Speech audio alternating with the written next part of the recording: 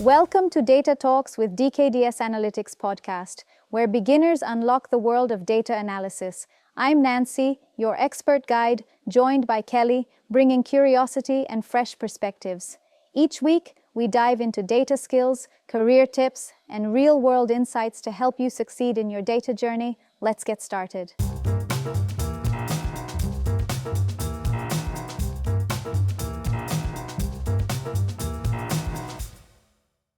You are not going to believe this. History just happened. It really did.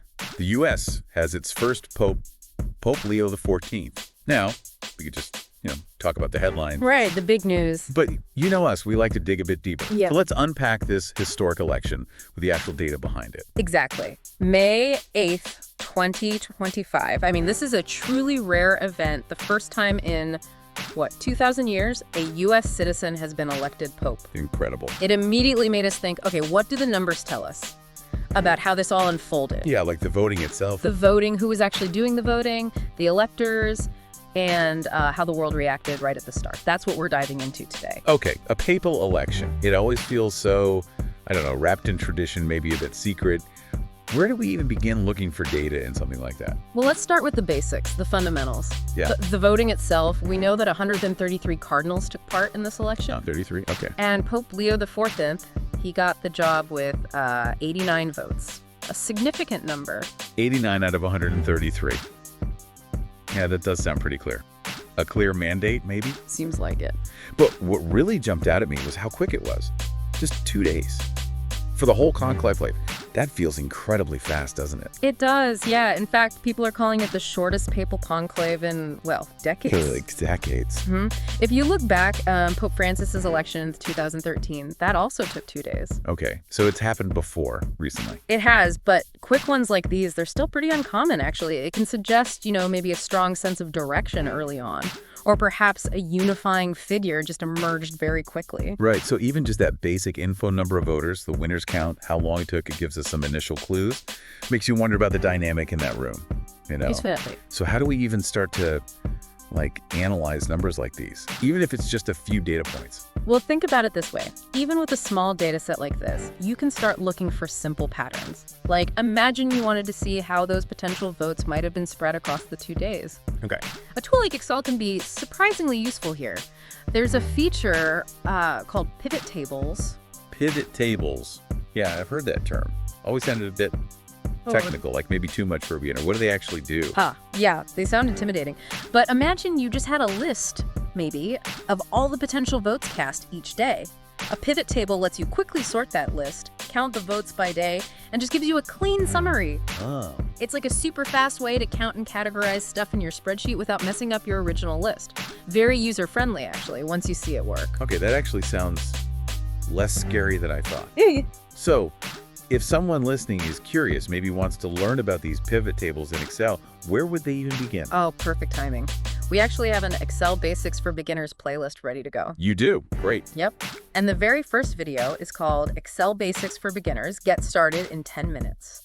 It's designed to just walk you through the absolute fundamentals of Excel, introduce pivot tables, really get you started. We'll make sure to put a link right there in the description for you. Fantastic. Okay, so we've got some insight into the voting, how it played out, and a tool like Excel, even pivot tables to analyze it. Now, what about who was casting those votes? I'm really curious about the cardinals themselves, the demographics. Yes. This is where the picture gets even more interesting, I think. We know that among those 133 cardinals, 10 were from the United States. 10, okay. And Italy. Always a big player, right? Always. 17 from Italy. But of course, the College of Cardinals, it represents the whole global reach of the Catholic Church. Absolutely. It's a worldwide church, so you'd expect electors from all over. What did that global breakdown look like this time? Well, we saw significant representation from other regions, 18 cardinals from Africa. 18. And 23 from Asia. Okay, so strong numbers there too. Okay. What about Europe overall? Interestingly, Europe still had the largest contingent, around 40% of the total cardinals. But, and this is notable, that's actually a decrease. A decrease. Yeah. From when? From the 2013 conclave. Back then, Europeans made up about 51% of the electors. So going from 51 down to 40, that shift in regional representation, it's quite significant. It really is. That highlights a changing landscape inside the church, doesn't it? less European focus, more representation from Africa, from Asia.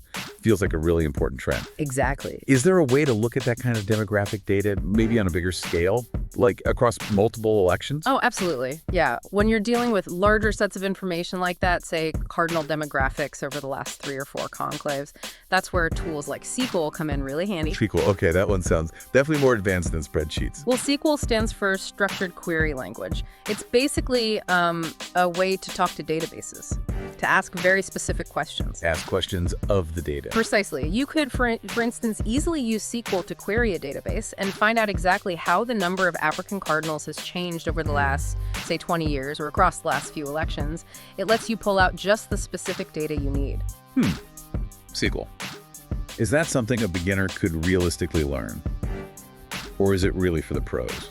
It can seem a little daunting at first, I get that. Right. But there are tons of accessible resources now to get started. Think of it like learning a new language, but for data.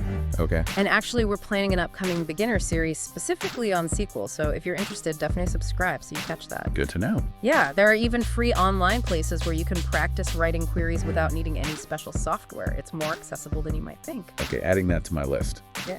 So this demographic shift, we talked about the growth from Africa, Asia, the dip in Europe.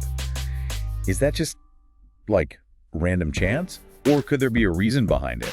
Well, if you connect the dots, look at the broader context. It seems highly probable that the appointments made by the previous Pope, Francis, played a big role here.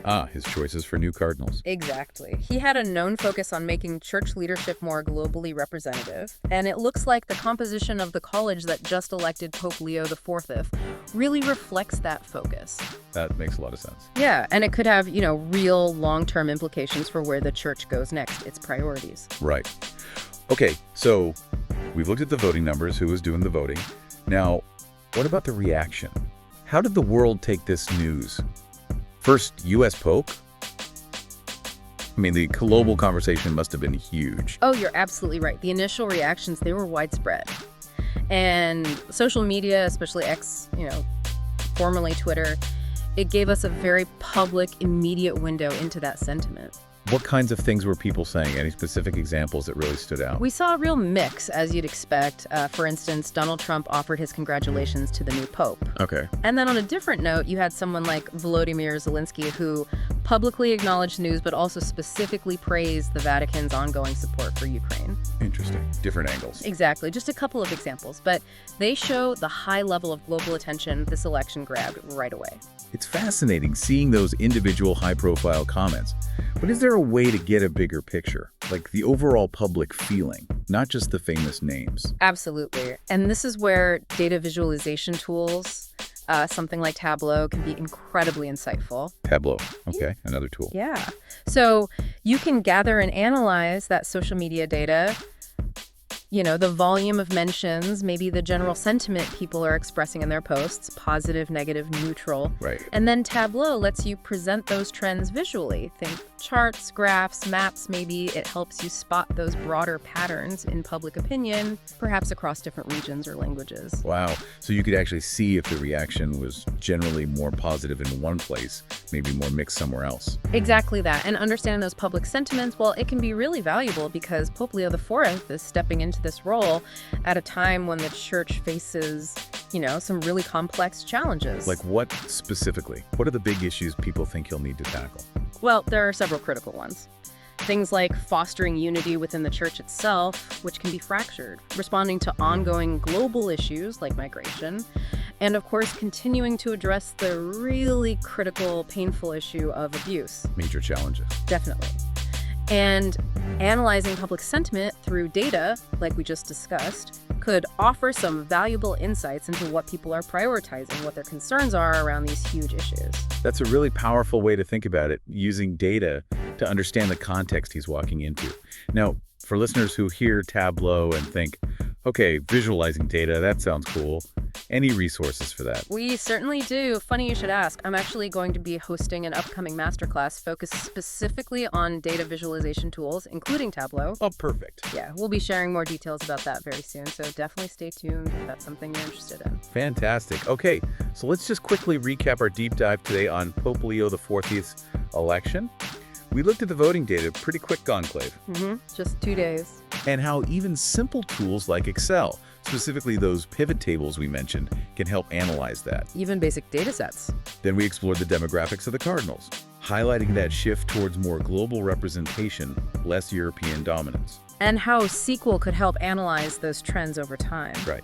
And finally, we touched on those initial global reactions, especially on social media, and how tools like Tableau can visualize that broader public sentiment. Putting it all together. It's really amazing how, even with information that's pretty readily available, you can start to uncover some interesting insights using these kind of accessible data skills. That's absolutely the core idea. You don't need to be a, full-blown data scientist to start asking questions about the world around you and using data to find some of the answers. Love it.